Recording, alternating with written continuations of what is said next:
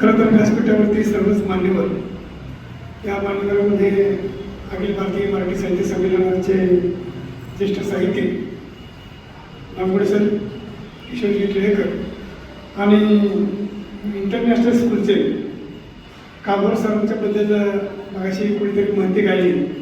कारण समाजामध्ये शैक्षणिक संस्था चालवत असताना एक समाजाचं आपण काहीतरी देणं आहे आणि मला त्याची प्रचिती आली आणि म्हणून काबोर सरांच्याकडे मी फार मोठ्या, कारण व्यक्तीचा परिचय माझा पहिल्यांदा झाला.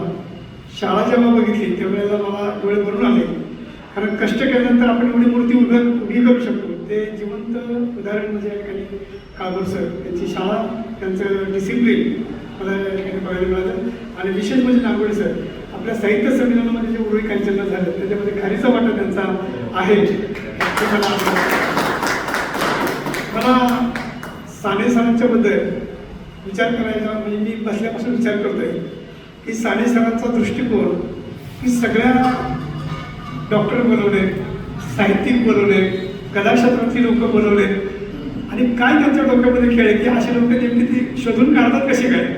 आणि गर्दीपेक्षा गर्दी लोक त्या ठिकाणी त्यांनी बोलवले. आपल्याला फार गर्दीची गरज नाही कारण सरांचा कार्यक्रम उरुळी कांचनच्या पंचक्रोशीमध्ये झालेला आहे.